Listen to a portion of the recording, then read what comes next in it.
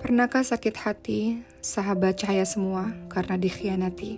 Lalu apa yang kita lakukan pada saat kita dikhianati? Rasulullah SAW membicarakan perkara khianat yang lawannya adalah amanat. Beliau sampaikan dalam hadis riwayat Tirmidzi, Abu Daud, tunaikan amanat pada yang memberikan amanat kepadamu. Janganlah engkau berlaku khianat pada orang yang mengkhianatimu. Hadis ini menjadi dalil tentang perintah orang yang menunaikan amanat pada muamalat dan hal-hal lainnya. Tapi, kalau ada orang yang berkhianat kepada kita, kita tidak perlu membalasnya dengan khianat juga. Apa sih yang dimaksud dengan khianat, sahabat-sahabat sekalian? Khianat itu berarti menyelisihi kebenaran dengan membatalkan perjanjian diam-diam. Dan bagaimana cara kita membalas orang-orang yang berkhianat? Caranya berbagai macam. Ada cara membalasnya dengan yang pertama, yaitu zalim. Berlaku zalim itu adalah kita membalas lebih dari kewajaran. Yang mana perbuatan yang seperti ini tentu saja tidak dibenarkan dalam agama ini. Kedua, kalau ada orang berkhianat, bagaimana orang-orang membalasnya? Ada yang namanya muqtasid. Muqtasid adalah membalas dengan sewajarnya, sesuai atau sama dengan tindakan zalim. Namun yang terbaik yang ketiga adalah muhsin, yaitu memaafkan dan tidak membalas sama sekali. Ya Allah, ini tidak mudah tapi bisa dilakukan. Ketika ada orang-orang yang dikhianati kemudian dia membalas dengan yang lebih buruk atau lebih jahat, dia disebut zalim. Membalas yang lebih dari kewajaran. Kita bahas satu persatu. Kezaliman dengan berbagai macam bentuknya adalah haram. Rasulullah SAW ingatkan dalam hadis riwayat Muslim, "Wahai hambaku, sesungguhnya aku tidak berbuat zalim dan aku pun mengharamkan kalian berbuat zalim. Janganlah kalian menzalimi satu sama lain." Kezaliman hanya akan membuahkan kegelapan pada hari kiamat. Kemudian kita tadi menyebut muqtasid, yaitu orang yang membalas sewajarnya tanpa membalas lebih. Teman-teman lihat dalam surah Al-Baqarah 194, ada kalimat dari Allah Subhanahu wa taala, "Barang siapa yang menyerang kamu, maka seranglah dia seimbang dengan serangannya terhadapmu." Atau teman-teman lihat dalam surah An-Nahl ayat 126 misalnya. "Jika kamu memberikan balasan, maka balaslah dengan balasan yang sama dengan siksaan yang ditimpakan kepadamu. Akan tetapi, jika kamu bersabar, sesungguhnya itulah yang lebih baik bagi orang-orang yang sabar." Atau dalam surah Asy-Syura ayat 40, Allah Subhanahu wa taala berfirman yang artinya, "Dan balaslah suatu kejahatan dengan kejahatan yang serupa, maka barang siapa memaafkan dan berbuat baik, maka pahalanya atas tanggungan Allah. Sesungguhnya Allah tidak menyukai orang-orang yang berbuat zalim." Jadi orang ada yang membalas serupa. Namun yang afdal, yang terbaik adalah muhsin. Apa itu muhsin? Orang yang memaafkan dan tidak membalas, tidak memiliki dendam sama sekali. Masya Allah, inilah akhlak yang sangat terpuji teman-teman sekalian. Kita maafkan orang lain yang pernah berkhianat, yang pernah berbuat salah kepada kita, yang pernah menyakiti kita, sebagaimana kita ingin Allah mengampuni kita, karena kita pun adalah orang yang penuh dengan kesalahan. Atau dalam surah Ali Imran ayat 134 disebutkan, "A'udzu billahi minasyaitonir rajim, wal kadhiminal ghaidha wal 'afina 'anil nas, wallahu yuhibbul muhsinin." Dan orang-orang yang menahan amarahnya dan memaafkan kesalahan orang lain. Allah menyukai orang-orang yang berbuat kebaikan.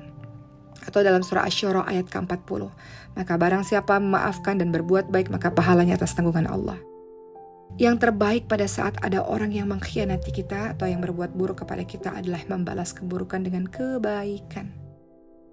Sahabat-sahabat sekalian, ada kisah yang terjadi di zaman sahabatnya Nabi Muhammad SAW.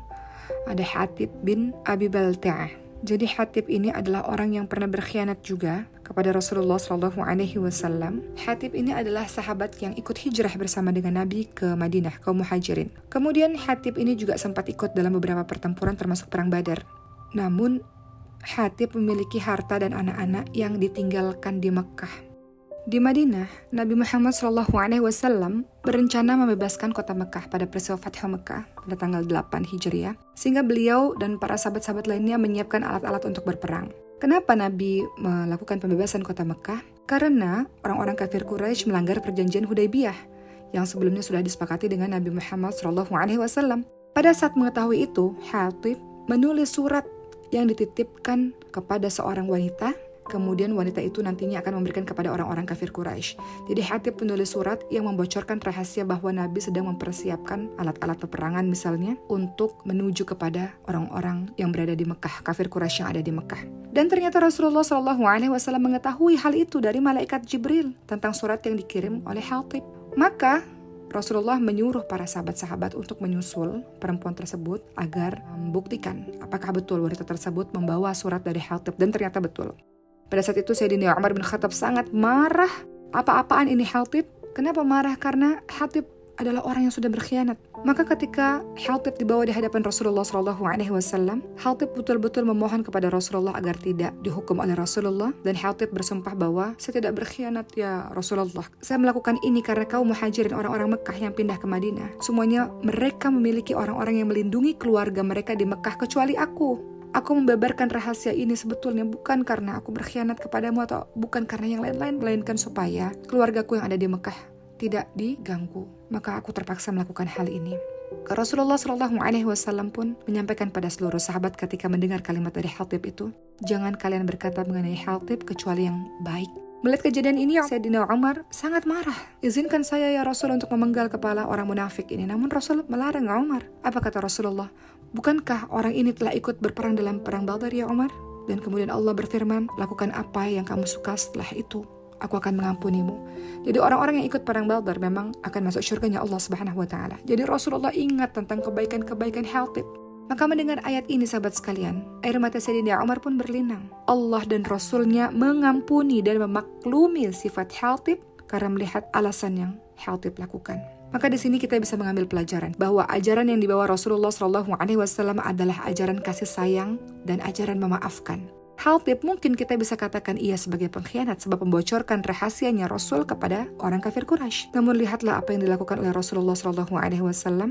Jangan sampai satu kesalahan yang dilakukan orang lain membuat kita buta terhadap kebaikan-kebaikan yang ia lakukan sebelumnya.